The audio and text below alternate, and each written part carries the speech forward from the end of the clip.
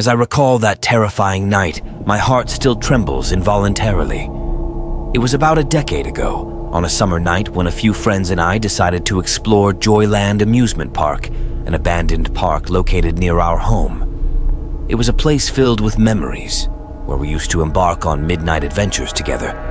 But there were also some unpleasant experiences. However, that particular night turned out to be the worst experience.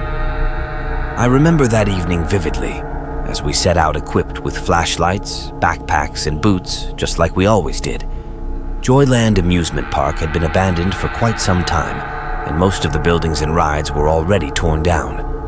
However, back in 2011 or 2012, most of the structures and facilities were still standing. We parked on a side road near the amusement park, as it seemed safer than parking directly in the parking lot.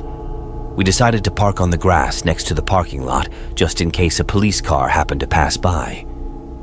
Kevin led the way, with Trevor and me following behind, occasionally chatting and joking about Kevin's eagerness to move ahead faster than we were comfortable with.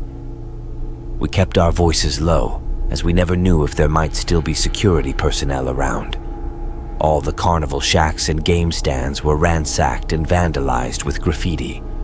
Surrounded by suburbs, the park was encased in woods, and all we could hear were the chirping of crickets and other night creatures. It added to the thrill because, to be honest, the three of us somehow enjoyed being spooked.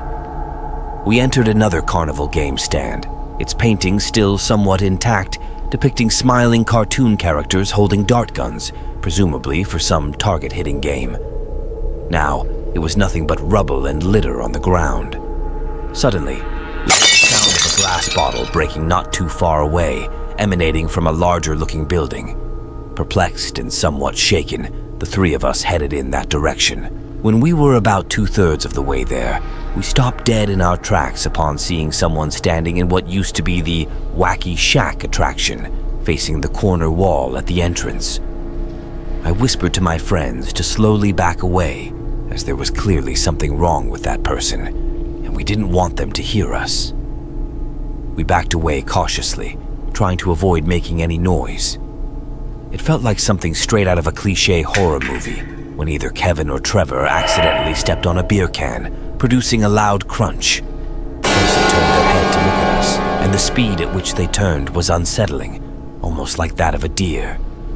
Now, we could see it was a man, his expressionless face sending shivers down our spines. We simply walked away quickly, not daring to run, as that would only give him more reason to chase us. We made it to the woods, where we would cut through to get to the car. Halfway there, Kevin looked back and muttered, "Oh, __." We turned back and saw the man, once again standing rigidly next to a tree in the distance, just a few meters away. Running seemed like our only sensible option at that point. It didn't take long before we reached the car. We screamed at Kevin to unlock it as he fumbled for his keys. As we got into the car and looked out the windows, we could all see him again, this time standing stiff like a statue, hunched over by the tree line at the edge of the woods. Kevin drove off, Trevor and I screamed taunts at the man, but that didn't mean we weren't still absolutely shaken. It's scary to think that none of us ever actually saw that weird man move. He seemed to always be standing still whenever we saw him,